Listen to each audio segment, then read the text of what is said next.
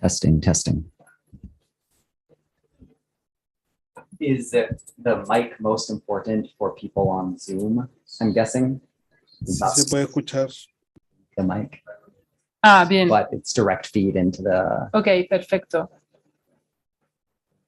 Well, good morning, everyone connected, everyone, in the room. So we are very pleased to introduce to you today Cole Ager, who is the Director of Graduate and International Programs at the School of Transnational Law at Pekín University in China. And Cole is here today to talk about the career opportunities for law students and international lawyers in China. That's right. That's something that I'll touch on. Although I was going to say, my plan is to focus more on kind of some interesting developments happening in China. Okay. Kind of this thing we were talking about at coffee, kind of the importance of understanding connections between different parts of the world. Okay, that's great. So the idea is that you make it your presentation, and then we can have a little conversation with persons who are in the room and the persons who are connected on the chat. The first thing is thank you very much, Cole, for visiting us at the law school and having accepted to lead this info session today on campus and presentially. Thank you. So you take your time. All right. Well, thank you very much, Odd. And well, I guess welcome to the people who could be here in person. And I don't know what direction I face to welcome those of you on Zoom. I think the camera is somewhere over that direction. Yeah, as Odd mentioned, I'm going to talk a little bit at the end about kind of opportunities to maybe build some experience in China. For some of you that might be interested in working in China one day, I'll touch on that. But what I wanted to actually mostly focus on is some interesting developments coming out of China, and in particular, one small part of China, and kind of impacts that is having on China as a whole, but also in particular, well, or maybe more broadly on the world as a whole. So as I mentioned a second ago, one thing that came to mind for me that we were talking about when we had coffee just before this talk is the world has really contracted over the last few years. I mean, it's been a kind of one of many side effects of the pandemic. Countries have withdrawn, people have withdrawn. And the flip side of that is tensions have risen, right? Between different countries around the world, within different countries around the world. And I think right now is a more important time than ever to really think about building connections between different parts of the world again, and better understanding kind of developments going on in areas that are very, very remote from what you're used to, from what's familiar to you. And so that's kind of a theme that I want to touch on. Before I get to that, there are maybe two other themes related to what I want to talk about, just things to kind of keep in your mind, that you know, part of what I'm discussing will relate to these two themes, and some of the developments I'm talking to kind of address these themes. So the first is the law is becoming more complex, just as a fundamental principle. So what you see on the screen here is a famous common law case from way back in the day, Pearson v. Post.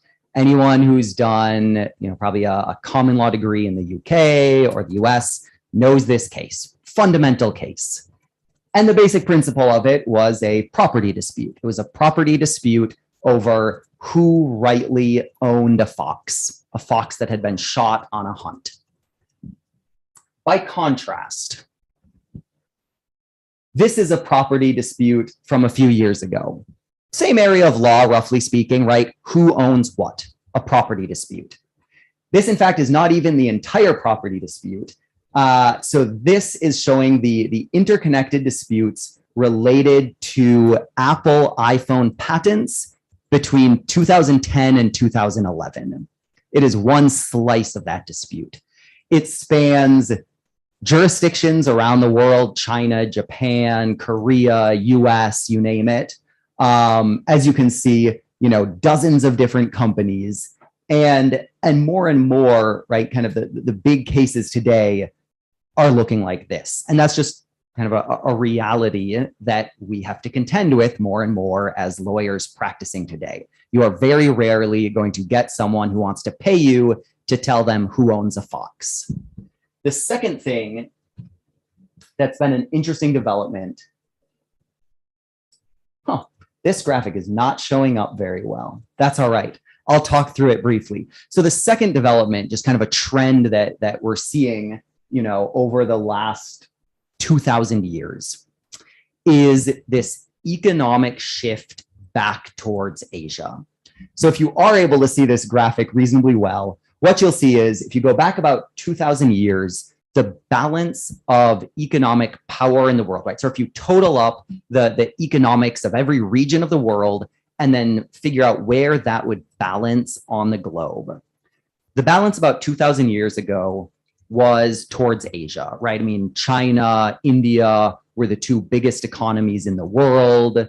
And then it took almost 2,000 years with the rise first of the Middle East, then the rise of Europe, then the Americas, for that to shift towards Western Europe, right? For the pole center of economic power to shift towards Europe.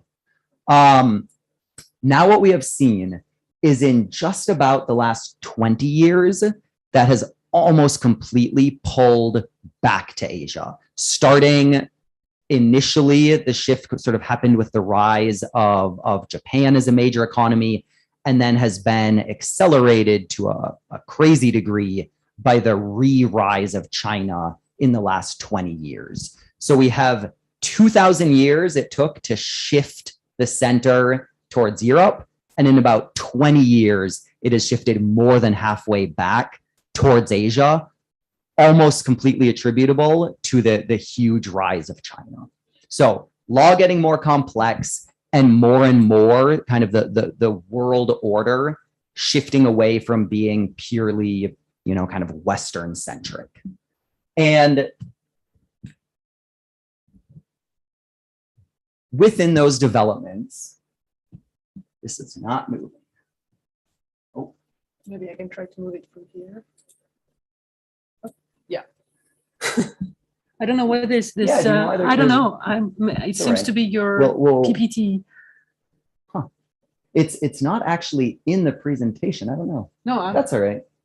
We'll ignore it. Yeah.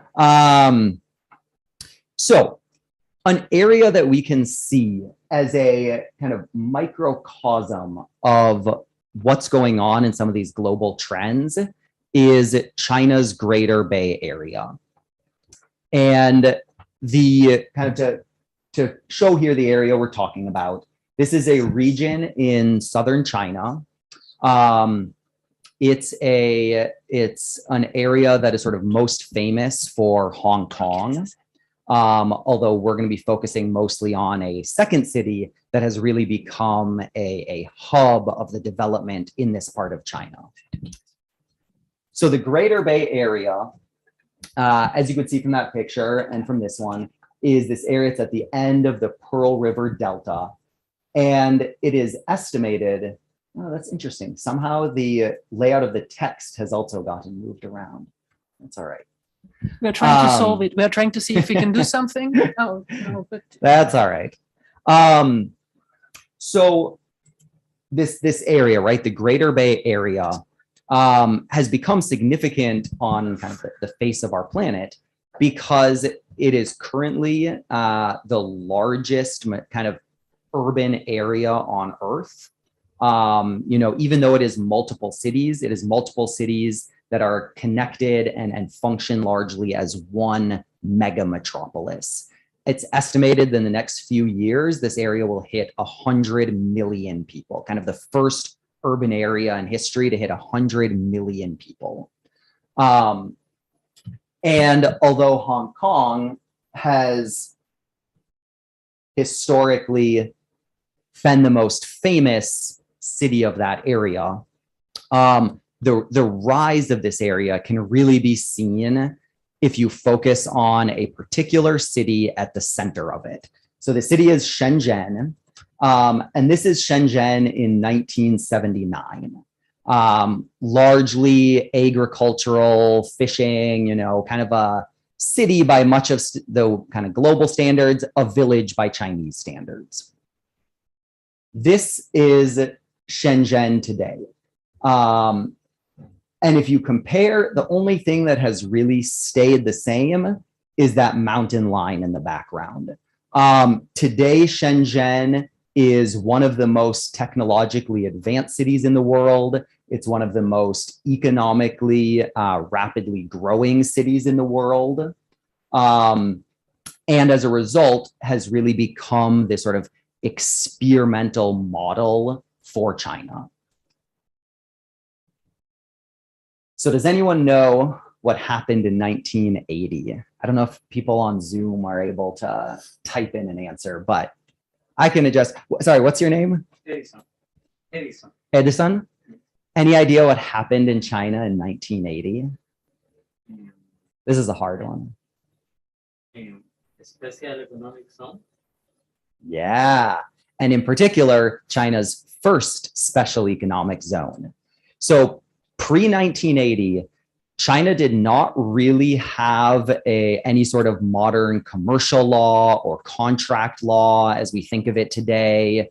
And it, you know, I mean, it's sort of decision to start adopting some of these structures, some of these types of laws started in Shenzhen. So Shenzhen was designated as the first special economic zone. And I will by no means claim that it was the fact that Shenzhen was designated as a special economic zone that made Shenzhen the success it is, but it's certainly one factor. It's both a factor that helped Shenzhen grow rapidly and what helps it continue to grow rapidly, and also indicates that even going back to the 80s, China was already seeing Shenzhen as an area that it wanted to experiment with, to sort of see what could be done for other parts of China. I'm trying to solve the problem. Sure. We were here.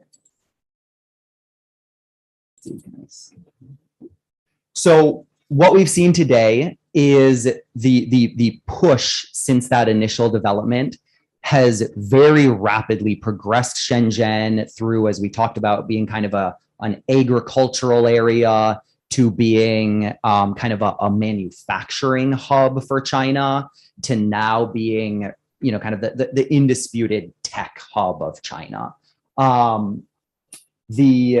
You know, sort of the nickname that Shenzhen gets a lot now is the Silicon Valley of China.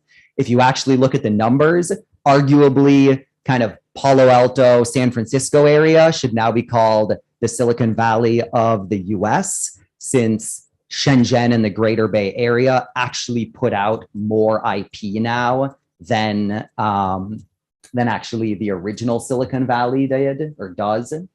It's also become a leader in areas like finance and development, and has logged some of the fastest GDP growth rates of anywhere in the world. In comparison, the US is usually pretty proud if we can log a GDP growth rate for a year of like 3-4%. Like that's like good solid growth. Shenzhen for a generation was hitting GDP growth rates of about 20%. And that is slowing down now. I mean, that's, you know, certainly the pandemic was not good at times for parts of that. But that really shows just this rapid rise. It has logged the highest patent development rate of any city in China, and we'll see that again in a second. And as a result, it has become this home to some of the biggest, most influential tech companies in China, and kind of more and more some of the biggest tech companies in the world. So a few of those just to highlight, Tencent is based in Shenzhen. Tencent is the largest investment corporation in the world, most famous for WeChat probably, but they're actually one of these companies now that has a hand in everything from, you know, real estate development to Hollywood. And it's currently the second most valuable company in Asia, used to be the first, until I think a semiconductor company in Taiwan took the title during the pandemic. Huawei kind of needs no introduction. BGI is an interesting one in that it's both not a sort of, tech company in the way of some of these others. It's a genetics company. I should also say it's also not a company. It's a research institute. So it's also kind of an interesting, different example of what's developing in Shenzhen. DGI has become, I think, one of the most interesting companies coming out of that area, because it's one of these companies that no longer gets talked about in contrast to a Western company, right? People will compare like Tencent and Facebook, or they'll compare, Huawei and, Apple or something. DGI is the company that other companies are compared to. It has become the indisputable leader in consumer drones, when National Geographic or someone is shooting some scene, the drone that they have buzzing over the antelopes is probably a DJI drone. And BYD, which is another kind of prominent one that's come to power, second fastest growing car company after Tesla, and with a real focus on battery technology. And so, the result of all of this is, as I mentioned, Shenzhen has just become this powerhouse in the intellectual property world. So actually the numbers on the line chart part of this image are outdated, but what I wanted to show is that bar graph you see, where what this is showing is all the IP produced in China, and that bottom almost half of that bar you're seeing is just the IP coming out of one city, that city being Shenzhen. So you have almost as much IP coming out of Shenzhen as the rest of China put together. And in fact, here's sort of another way you can see it. These are individual companies. And so in the top 20 companies putting out like PCT, like the international patent filings, the ones highlighted there are the ones in the Greater Bay Area, mostly Shenzhen specifically. I think one is in Guangdong. And there's actually one of those, BOE number 7, is actually also in China. I just didn't highlight it because I think they're based in Beijing. The rest of those are specifically Shenzhen or Greater Bay Area companies. And here's sort of a continuation of the graph you could see in the other slide, where China was about to overtake US as the highest filer of international patents. That actually, that milestone was met in 2019. And since then, China has been outpacing the US for filing new international patents, as you can also see here. It's not just the patent world. It's also been kind of a trend in the world of business and finance. And so one of the, I think the most interesting examples of that is the Qianhai Business Center. This is a multi-trillion-dollar business development area, sort of seen as trying to compete with areas like Wall Street. And what's particularly interesting about it is that it actually spans Shenzhen and Hong Kong. I'm going to go to you again, Edison. Is that right? Well, I'll put it this way. Do you know what the legal background of Hong Kong is? It's, I mean, until 1997, it was a colony of UK, and after that, becomes one country, two systems. Yeah, so you're highlighting kind of the blended nature since it was returned, if you want to say, from the UK to China. And yeah, I think you've hit the key thing there, which is its legal system does not actually originate from China's historic legal system. It's actually an old kind of historic British styled common law system. What by contrast, so if Hong Kong is a British Commonwealth common law system, what is mainland China? Continental system. Yeah, right. It's based more on your kind of continental European. I mean, it's a thing of itself, of course, but it draws roots from like, the Germanic civil tradition, for example. So you have this one business center that is actually spanning, not just two cities that do happen to cross the mainland Chinese border, but are actually crossing two different legal systems. And there's sort of an interesting challenge that gets created by that again, if we're talking about the complexity of law is something that's growing, one of the areas, as we saw from that kind of one of the early slides I showed, is part of that complexity is just this blending of business and disputes across jurisdictions. And this area where Shenzhen and Hong Kong connect is really kind of hyped up. It's like an example of that on steroids. And if you just think about the sort of the complexities that get created as a result, those sorts of complexities are what, Hong Kong and Chinese lawyers are now having to deal with on a regular basis in terms of business going on in this area. Kind of a similar trend is showing the interconnection of Hong Kong and Shenzhen. A few years back, the stock exchanges between them were merged. This was another interesting development. And then moving on to kind of another area that China has really become famous for, which is kind of this world of trade, kind of export development. I apologize. The formatting on the writing here has gotten messed up again. I'm not entirely sure why, but I apologize for anyone who's trying to read that and wondering why they can't. So, as again, kind of no one really needs me to say too much about this, I think, but China has really just become this export and trade powerhouse of the globe. And within that, Shenzhen is actually the city that has had the highest export volume. I did want to touch on maybe a more localized example of that, which is trade with the Latin American region in particular. So this graph is showing China's rapidly increasing trade with Latin America. And you may look at that and say, well, I mean, it's still way behind the US.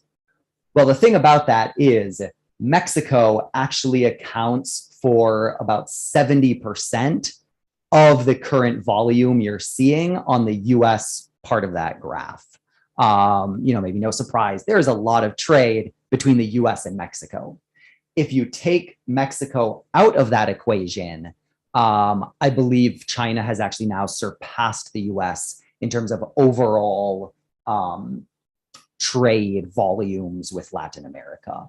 And, with certain key countries, China actually now becoming the number one trading partner of those countries. And that really is a trend you see if you pick just about any region, right? If you pick Africa, you'd see a similar trend. And then a final kind of interesting, unique development that again, kind of highlighting this idea of Shenzhen in particular and the Greater Bay Area being this kind of experimental incubator for change in China.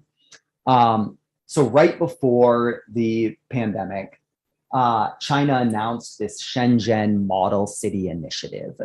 And, a lot of it was sort of reaffirming the support for developing tech and business in Shenzhen and kind of, let's keep moving on with what's already working. But some of the parts that caught kind of people's attention a bit more was that it also included these clauses saying that Shenzhen would also become sort of this experiment for potentially other parts of China with things like participatory rulemaking, with like, democratic rule of law development. Now, I wish I could tell you more of kind of what has happened with that.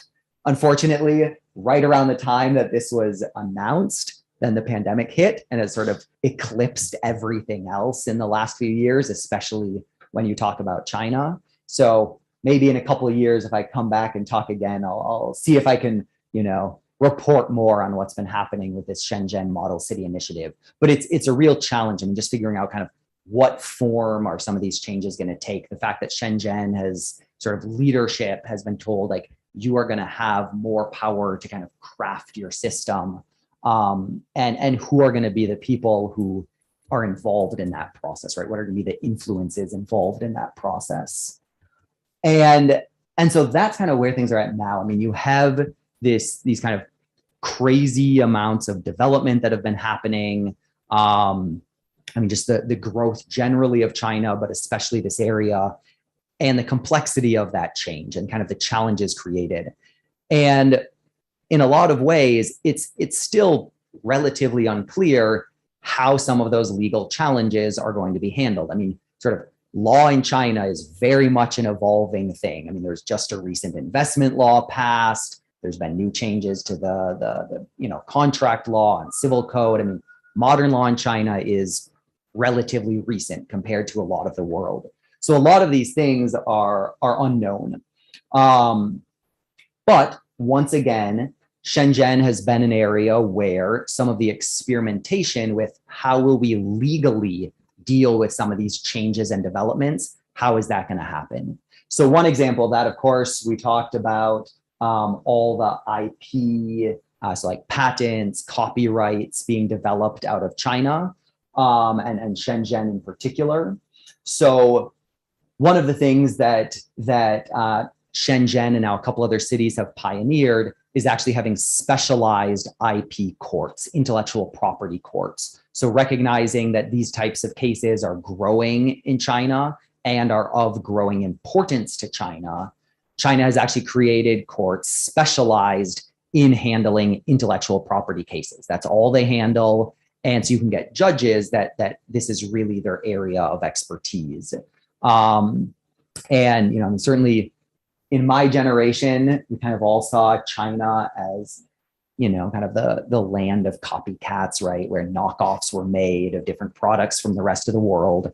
And it's not to say that doesn't still happen. But I think what has really changed is now, a lot of the Chinese companies that are making knockoffs of other tech, the companies that they're making knockoffs of are other Chinese companies. And so as China continues to kind of grow and expand, trying to really show that it is taking these cases seriously is something that's become very important. There's actually a big case a couple of years back against one of the companies that was doing knockoffs of Lego, and the company basically does not exist anymore. I mean, the degree to which they were cracked down on essentially, knocked them off of the business world. Another interesting kind of type of development, we talked about some of the complexities with the Qianhai Business Center and these connections between Shenzhen and mainland China and Hong Kong, kind of an old historic Commonwealth country, or jurisdiction, I should say.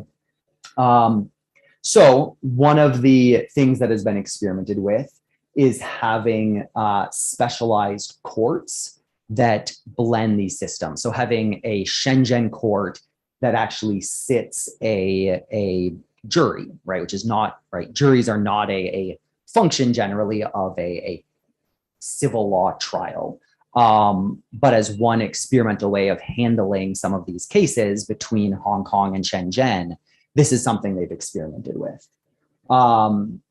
There's been kind of a merger of a new arbitration center a few years back in Shenzhen, again, trying to tackle the challenges of growing business between mainland China and the rest of the world. Another interesting kind of attempt to experiment with dealing with some of these problems between China and the rest of the world, specifically legal problems, is Benchmark Chambers International. So this is a first of its kind of experiment in China with doing like a legal think tank that analyzes laws of different countries. Kind of that's one of the things that has been tasked with doing to, well, one, have China better understand the laws of different countries, and two, figure out what are things that China can potentially implement into its own system. Like, what can it learn from some of these other countries? And then a final one is this world of legal education experimentation. And that's where maybe I'll shift focus specifically to our law school.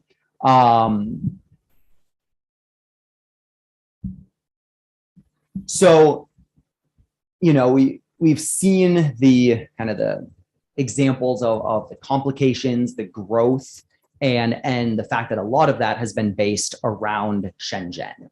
Well, up until about 15 years ago, there was not a prominent law school in Shenzhen, despite the fact that it, you know, was an area that was rapidly needing kind of highly trained lawyers, that was seeing a need for the development of its business and legal knowledge, right? Not just the companies, but the people who were being trained to understand this world.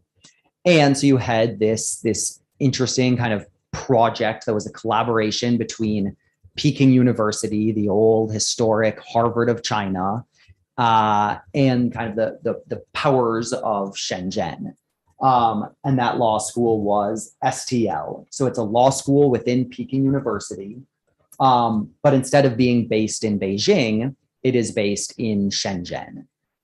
So as I said, we're part of Peking University. If you're not familiar with Peking University, you know, again, often called like the Harvard of China. Today, it is one of the top-ranked universities in the world. And the idea of creating this more experimental law school based in Shenzhen was to try to tackle some of these issues. So it's a blended curriculum where kind of how it was started originally was students do a full US common law curriculum alongside a Chinese law curriculum. The next phase was bringing in international students with the start of our LLM program, and international students who are based in China, but studying Chinese law, American law, you know, European law, international patent, you know, dispute resolution, and really trying to train lawyers that are comfortable working between different parts of the world. And, you know, so the model was based off of kind of a US model of legal education. So one of the other big things that changed there is, you know, your sort of traditional Chinese law school style is a very, you know, kind of lecture memorization, have some exams based system. And I think more and more what the legal education world has been seeing is you need to work other things into an education, right? And you can't just have people sitting in lectures. So the school from the beginning put kind of a high emphasis on classes being very interactive, classes being more, you know, kind of problem solving based rather than here's a fact based. Sort of famously, we use kind of the US like Socratic question and answer system that keeps classes a little more lively, keeps people a little more on their toes.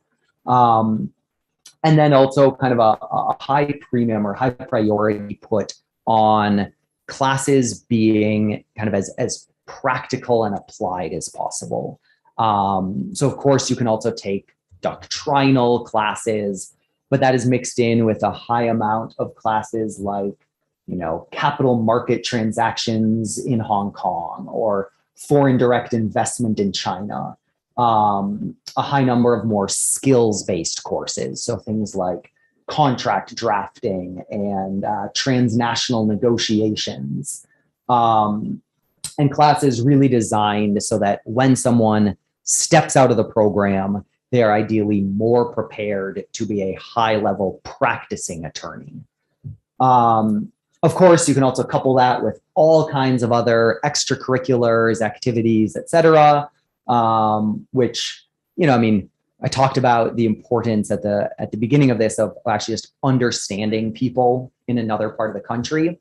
And you can get that in kind of your classroom setting. But I think as anyone in the program would tell you, often the way you best actually get to know your colleagues in a program is not from the class. It's from being in some club with them. It's from being in moot court with them.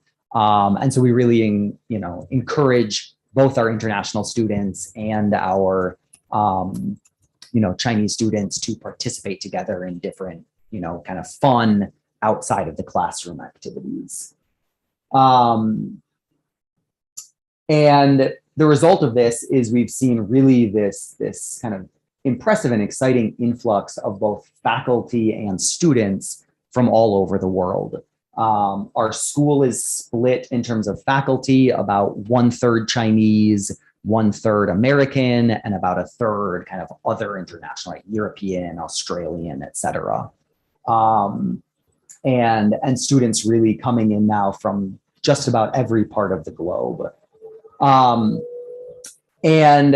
And so, as I mentioned, I wanted to talk a little bit also about then kind of the career opportunities that have come out of this for some of our international students. Certainly the pandemic has made this situation harder, right? It is harder to actually go physically to China in the last few years, although that is finally changing. But what we've really found is that for students who want kind of China to be part of their career, this can be a really good way to do it, whether it's that you're going to then one day return to your home country and maybe work at a law firm that has a focus on Chinese clients, or maybe you stick around in China for a little bit and work at one of these big tech companies like Huawei. So we've had people who, during the program spent part of their second year interning at Huawei and then returned to their home country to be in-house counsel at Huawei's headquarters in their home country. We've had students who, worked at a Chinese law firm, and sort of one of our favorite examples, a Ugandan student who will now be returning to Africa, has returned to Africa to start the first African branch of this Chinese law firm, kind of a Chinese British law firm. And those are really the types of developments that we love seeing with our graduates. And we've now had people go on to kind of, many of the major other universities around the world, companies, law firms around the world, and hopefully that will continue.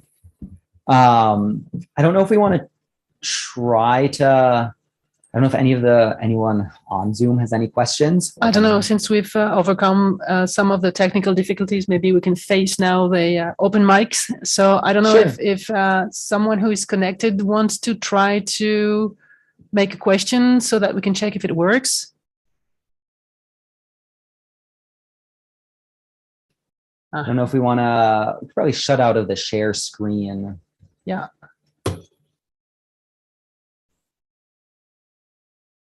You should probably get priority. Awesome. Any questions?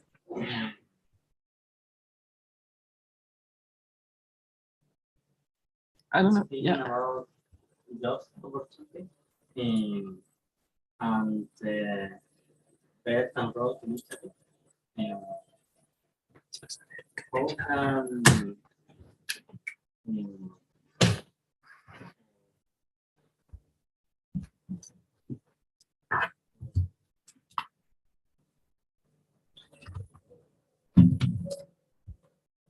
be part of the Belt and Road Initiative in South America?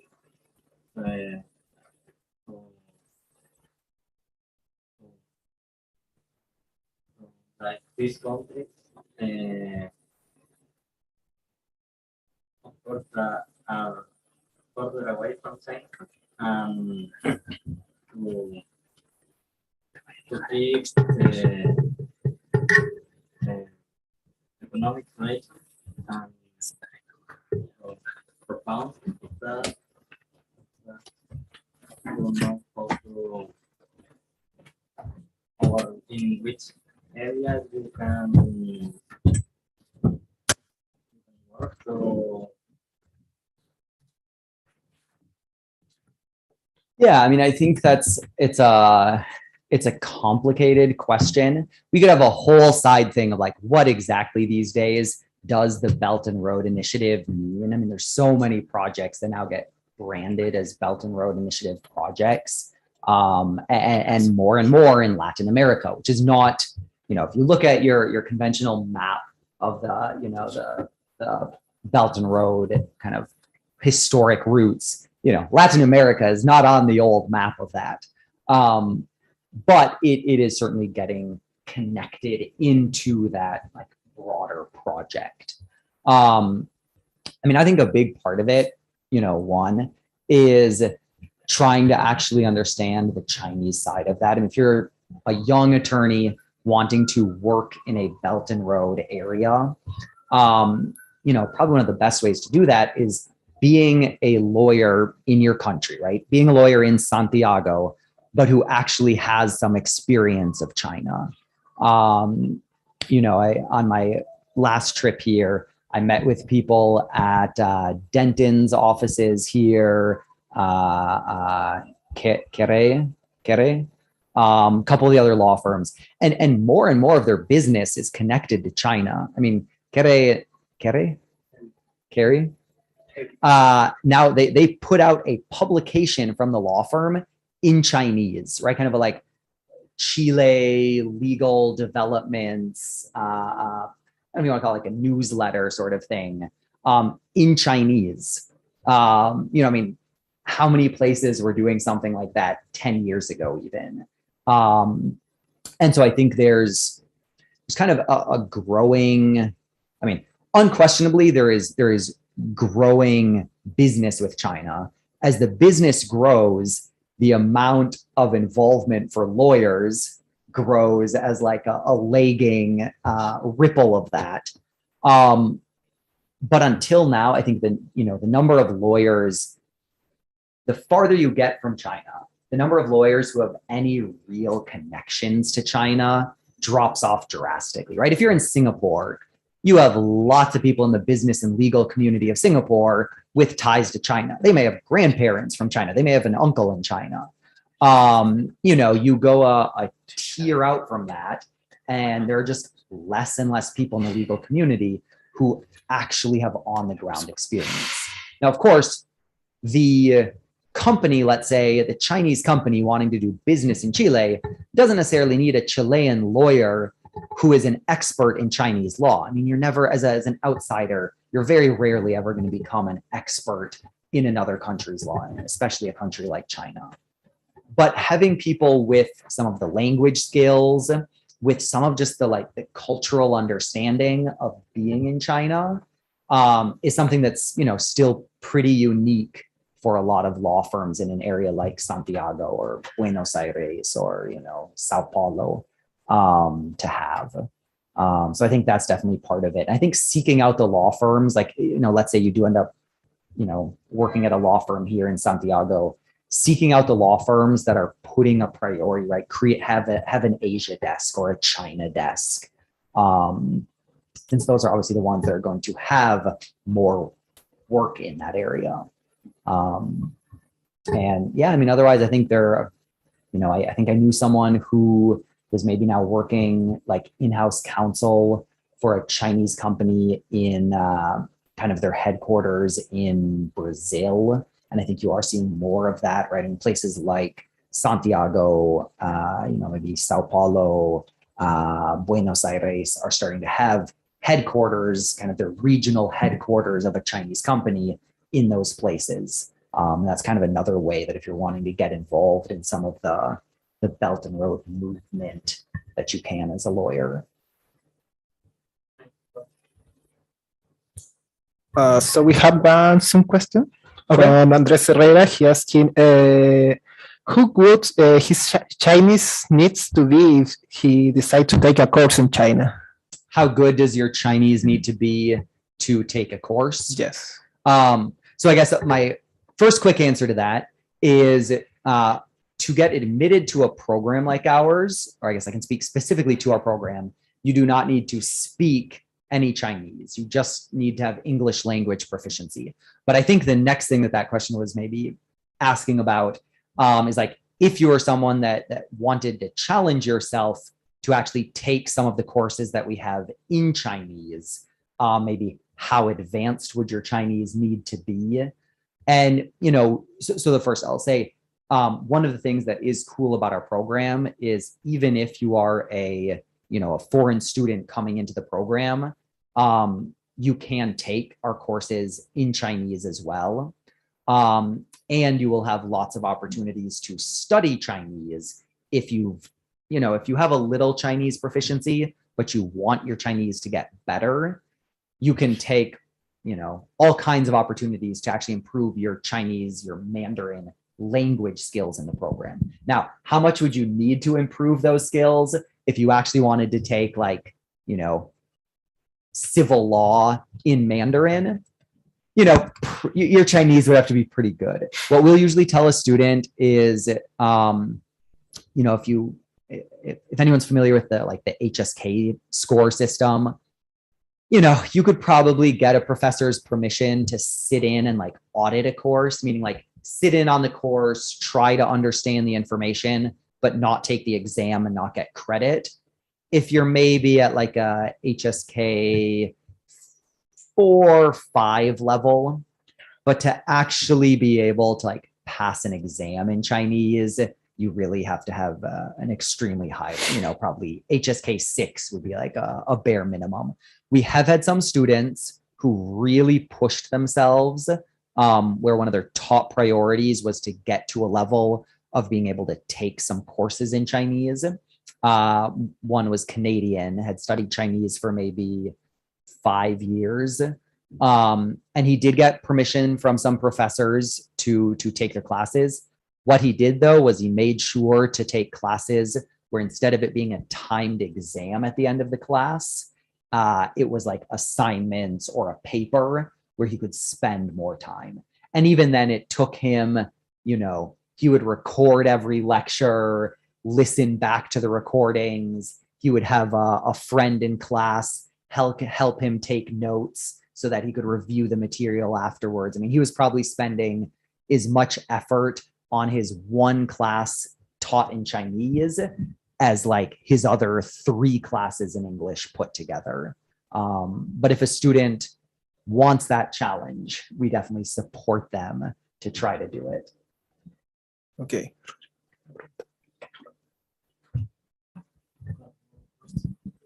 No more.